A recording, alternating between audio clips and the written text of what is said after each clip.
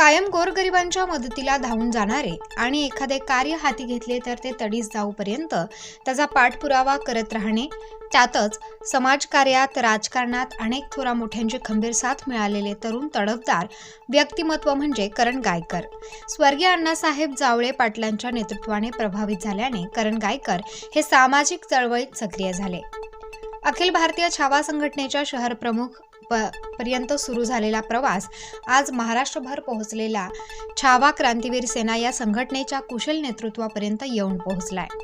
करण गायकर यांनी आजवर मराठा तितुका मेळावा, मराठा आरक्षणासाठी जिल्हाभर मेळावे घेतले आहेत, आंदोलन केली आहेत, शेतकरी कर्जमाफीसह शेतकरी प्रश्नांवरून रस्त्यावर उतरून यशस्वी आंदोलने केली. गायकर यांनी 1 जानेवारी 2014 रोजी छावा क्रांतीवीर सेनेची स्थापना करून सेनेच्या माध्यमातून अनेक आंदोलने, शेकडो मेळावे, हजारो शाखा, लाखो सदस्य असे अनेक कार्य करत आपली स्वतःची एक आदर्श ओळख निर्माण केली. मराठा आरक्षणाचा लढा राज्यभर सुरू आहे. त्यात नाशिक जिल्ह्याचा वाटा मोठा आहे. त्याचे श्रेय करण गायकर यांनाच जाते. करण गायकर यांच्या कार्याची दखल घेत आदिवासी दिनानिमित्त बिरसा मुंडा पुरस्कार, राष्ट्रसंत भय्यूजी महाराज व मनसे प्रमुख राज ठाकरे यांच्या हस्ते भारत माता भूमिपुत्र पुरस्कार, छत्रपती संभाजीराजे यांच्या हस्ते समाजभूषण तसेच कामगार रत्न पुरस्कार, नाशिक रत्न असे असंख्य पुरस्कारांनी त्यांना गौरवण्यात आले आहे. अशा झुंजार लढवय्या व्यक्तिमत्वाचा वाढदिवस आणि छावा क्रांतीवीर सेनेच्या 10व्या वर्धापन दिनानिमित्त हार्दिक शुभेच्छा.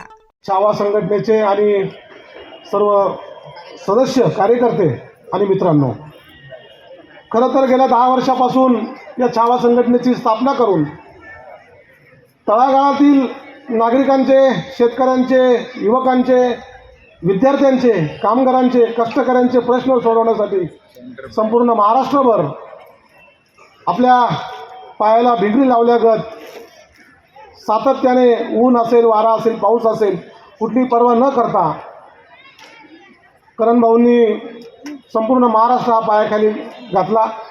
या ठिकाणी अजयजी बागुल साहेब आलेले, त्यांचंसुद्धा आयोजकांच्या वतीने मनपूर्वक स्वागत.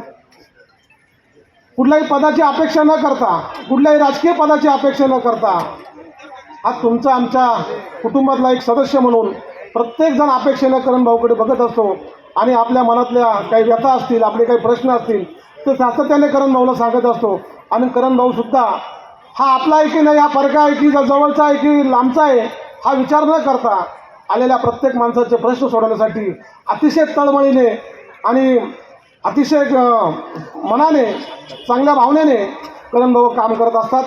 जे आमचे सहकारी मित्र आहेत, या ठिकाणी मी त्यांना विनंती करतो की त्यांनी बोलायला सुरुवात करावी.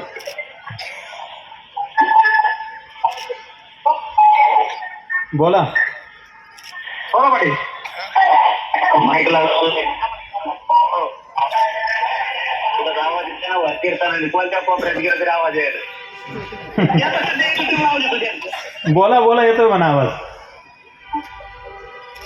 करण भाऊ 8 दिवसाच्या खूप शुभेच्छा. एक मराठा, लाख मराठा. आता यायचं होतं परत आता समाजाच्या आरक्षणाची पडलेला, त्यामुळे येता नाही आलं. बरोबर मना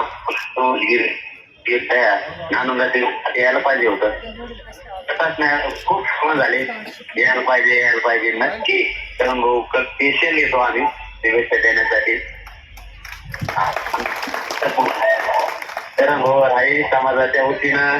करण भाऊला खूप मनापासून शुभेच्छा. करण भाऊ धन्यवाद. सांगतो. जय शिवराय. जय शिवराय. महाराष्ट्राची मुलं तोप शव संघटनेचे व्यवस्थापक आणि शव संघटनेचं वर्धापन दिन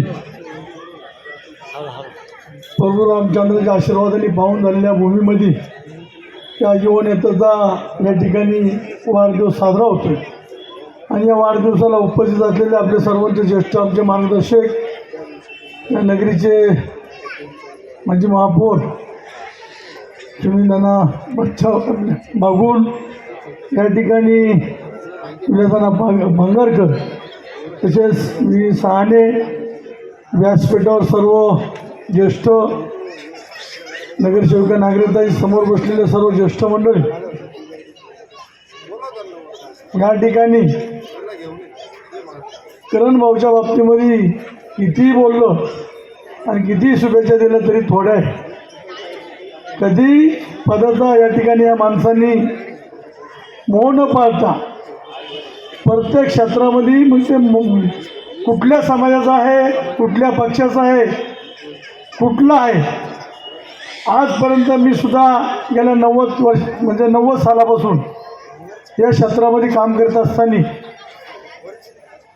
ज्या ज्या वेळेस मला करण भाऊनी काम सांगितलं तर पहिलं सिव्हिलचं, मग ते सिव्हिलचा असो, आदिवासी विकासच्या आदिवासी मुलांच्या दाखल्याचा असो, महसूलचा आदिवासी लोकांच्या काही कामाचा असो, पंचायत समितीचा असो, या ठिकाणी करण भाऊनी कधीही मला एखाद्या मोठ्या नेत्याचं काम सांगितलं नाही.